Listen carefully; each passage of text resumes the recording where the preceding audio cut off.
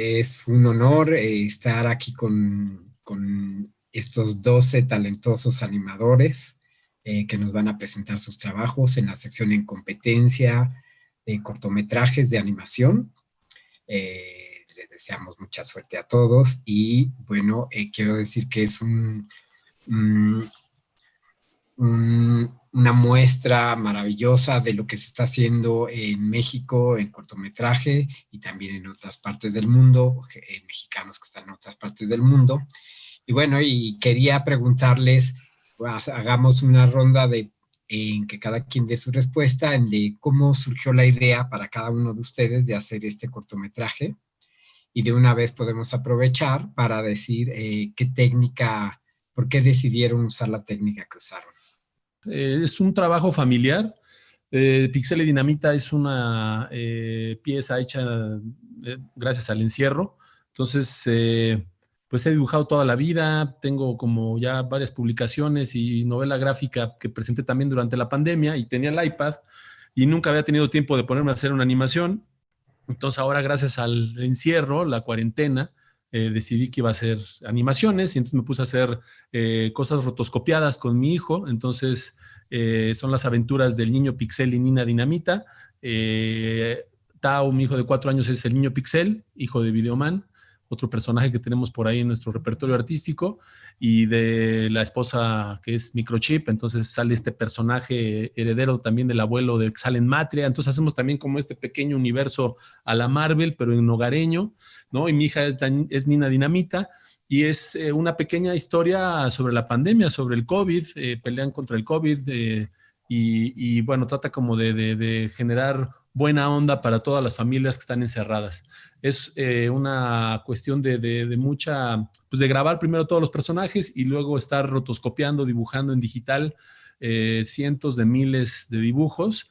Está muy bonita la experiencia porque siempre había querido hacer animación y ahora por fin estoy en el bloque de animación con puro animador de veras. La música la hicimos con mi esposa también y con Paco Huidobro, el guitarrista de Fobia. Entonces también es algo que nos ha divertido mucho sonoramente hacerlo también atractivo. Al final se enfoca como a un público familiar, infantil. Es una chamba bastante resultado de toda esta experiencia que estamos padeciendo, yo creo muchos, ¿no? Entonces pretende más bien servir como eso, como esa terapia familiar para pues tener la mente en otras cosas y no nada más estar pensando en el bicho y en lo complicado que se puede poner la situación. Marcos, tú hiciste tu cortometraje con el IMCINE, ¿no? Sí. Cuéntanos un poco cuál fue tu experiencia, cómo surgió la idea y por qué la técnica que usaste. Bueno, la idea para esta historia surgió cuando sucedió los terribles acontecimientos de Ayotzinapa, y de ahí me surgió la inquietud de hacer una historia que tratara de explicar un poco este horror que hemos vivido en nuestro país. Y primero intenté hacerlo cómic, hacerlo gráfico, pero no encontré la forma, y luego bueno, mi socio y a mí nos pareció que era interesante hacerlo animación, porque le da una gran profundidad. Entonces, empezamos a juntar elementos no solo de Ayotzinapa, sino de los desaparecidos que han habido a lo largo de estos seis años, incluyendo los periodistas, ¿no? Y es un tema que se toca poco. Entonces quisimos crear con animales una alegoría de esta terrible situación que está en nuestro país, que sirve para explicar otro tipo de público, ¿no? Que no son necesariamente los que ven documentales o que leen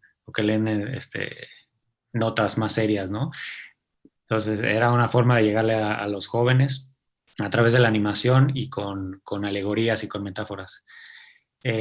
Escogimos esta técnica que es una simulación de cutout, pero es digital, y queríamos que se viera la mano del dibujo, ¿no? Queríamos que tuviera esta sensación de que estaba hecho a mano, y yo me basé mucho en los grabados de Durero, y un poco lo que quería mostrar era que que era un mundo con una estética medieval, aunque la historia es futurista.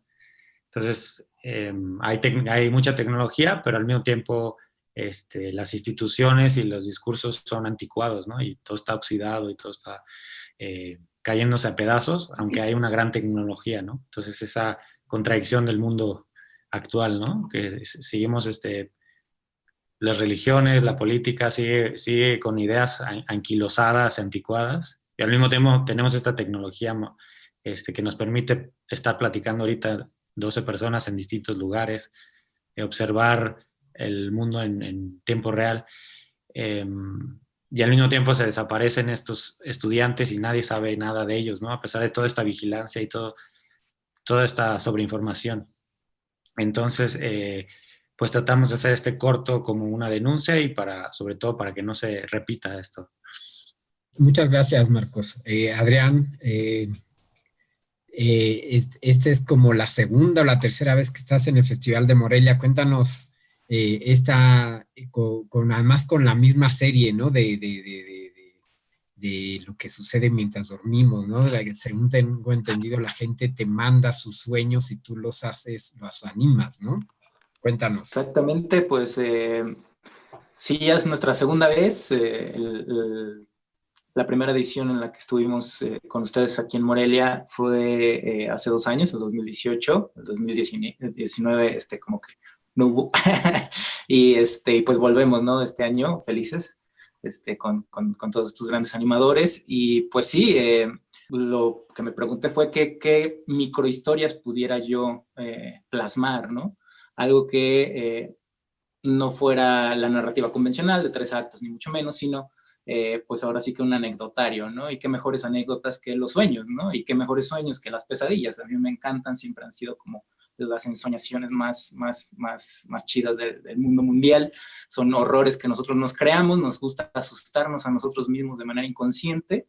Y pues dije, creo que de aquí es donde va la onda, ¿no? Entonces fue que empecé a planear todo este rollo y de ahí es donde conlleva la técnica, ¿no? Que es rotoscopio, en la que dije, bueno, yo iluso quería ahorrarme como, digamos, el primer pase de animación y dije, no, pues ya con el rotoscopio ya voy a tener un gran templete para poder no preocuparme tanto por el movimiento, pero pues al no preocuparte por el movimiento te tienes que preocupar mucho por el trazo y por que la hechura sea muy pareja.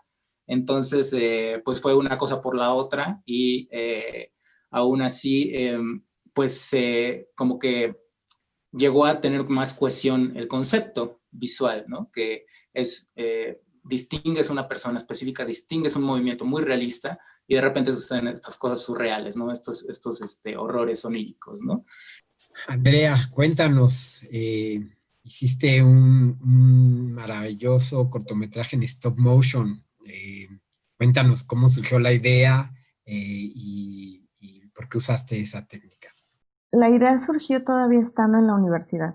En mi último año teníamos que hacer una pequeña animación, pero la idea rebasó completamente lo que se podía hacer en una clase. Entonces, ya saliendo de la universidad, se me ocurrió empezar el proceso de financiamiento. Se hizo con apoyo del gobierno del estado de Jalisco y con una campaña de crowdfunding. Y pues la historia es una anécdota personal que pues es una historia sobre la necesidad de encajar en el mundo y sobre los esfuerzos que se pueden hacer para lograrlo. En este caso es renunciar a ser quien eres o a una amistad, ¿no? Y creo que la técnica surgió más bien como algo natural por lo que está pasando aquí en Jalisco con los animadores. Yo veía las cosas que hacían de stop motion y en la escuela me llamaba mucho la atención porque es algo físico. Yo no tengo una formación como tal de animación, entonces creo que era lo que más me llamó la atención, ¿no? No sabía en lo que me estaba metiendo cuando dije, vamos a hacerlo en stop motion. Y pues empezó el viaje, fue nuestra aventura animada, decimos, fueron 2 años de trabajo y pues salió un corto que le tenemos mucho aprecio de 12 minutos, más o menos. Aria, cuéntanos, ¿Cómo surgió la idea de hacer este cortometraje y por qué usas la técnica que usas? La técnica de este cortometraje está inspirada o fue robada del trabajo de Anna Hogg, una artista de entreguerras que desarrolló la técnica de fotomontaje a partir de materiales baratos disponibles en todas partes, como periódicos y revistas. Yo hago lo mismo, pero en la era digital recurro a acervos de imágenes que se encuentran en el dominio público.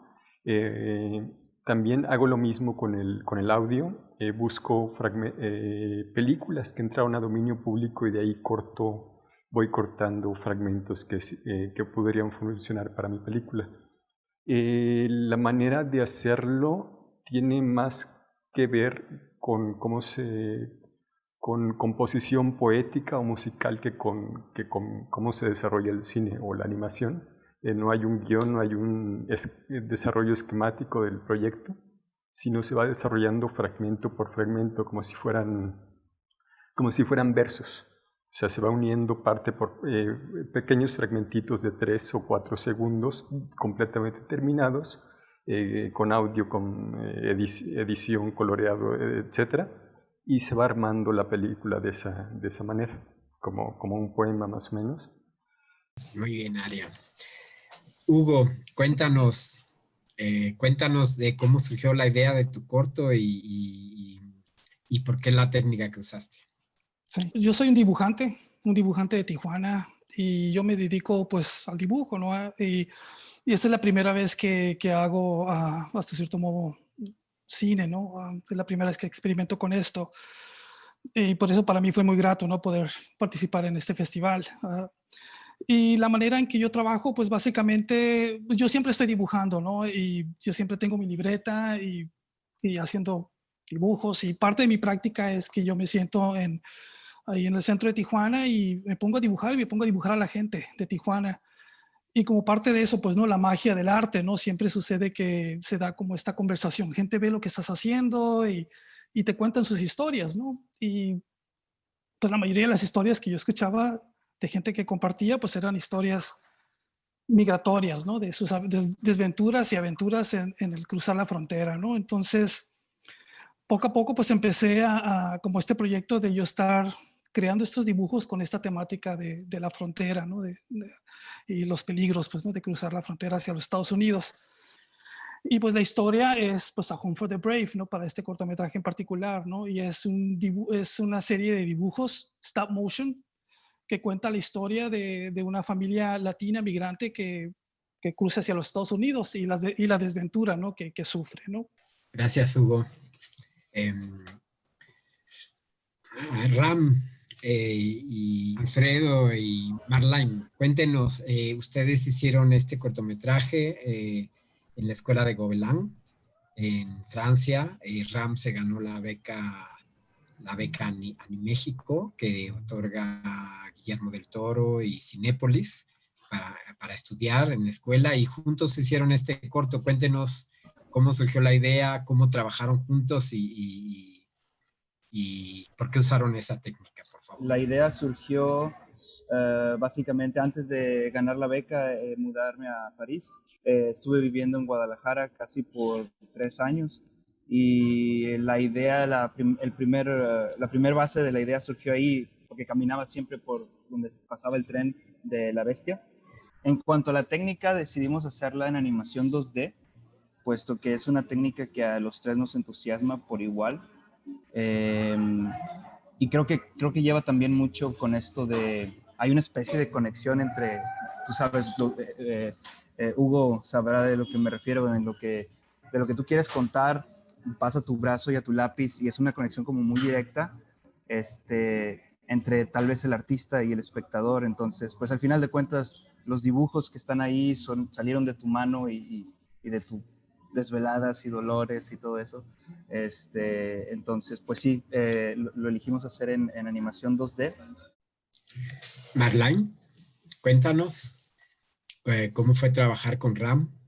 Well, I guess it was because I didn't know about the concept before Ram took it to us, before he pitched the project. I have never heard about the concept that's La Bestia. So for me, when I heard that the first time, like Ram already said, it was like, it took me a while to understand and to fully grasp that subject.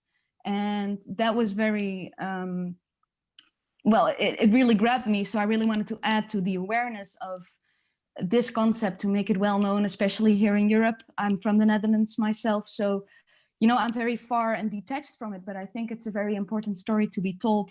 And that's why I really wanted to add to this project. And also during this project, because I don't know a whole lot about Mexico, like I know little things, but it was always very important for us to try to keep it true. So we always went back and asked Ram, like, is this possible in Mexico, or you think this would work? And that way it was very enlightening or very interesting, and I learned a lot during that experience. So that was it was very nice. I'm really happy to be contributing to this thing. Thank you. Alfredo. So I'm guessing the question is about how was the experience with Ram and Marlene. To add on to what Marlene just said, I think to start off with the topic itself, it was very connecting to each one of us, as we ourselves were immigrants working in France and studying in France and trying to find the same concept around and helping out the immigration whole process out there. Working with Ram and Marlene, the best thing was that the international experience that we get through cultural sharing, and it was very strange to find so much similarities between myself Indian and Ram being Mexican, and we had a lot of things to do with trains around in the country. And it's very strongly to say that even when different countries and people are around, they always have the same consent about humanity towards each other, and it's good to work with a goal that even when people are different, they have the same goal and they approach it in a very different way. And I think that was the best part of this journey, working with both of them. Mauricio, cuéntanos, muchos años trabajando en este corto, varias ediciones, y quedó muy bien. Cuéntanos cómo surgió la idea y por qué usaste esta técnica.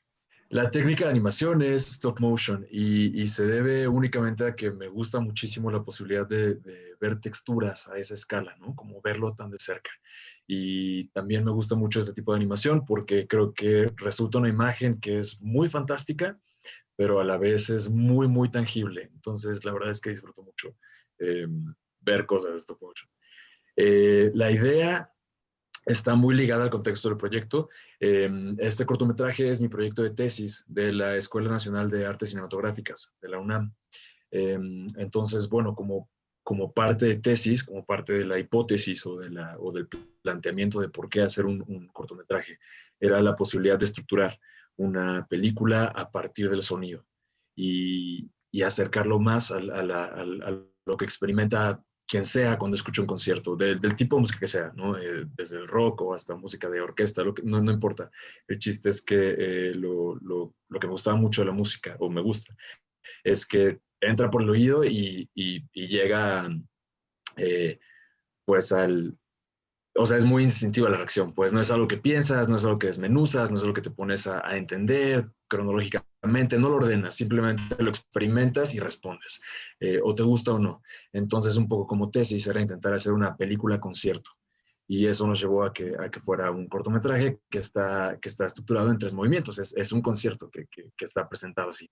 El corazón o la emoción detrás de la película es, concretamente yo estaba lejos de casa, en un momento muy complicado, en el que tenía que hacer una tesis, y añoraba todo.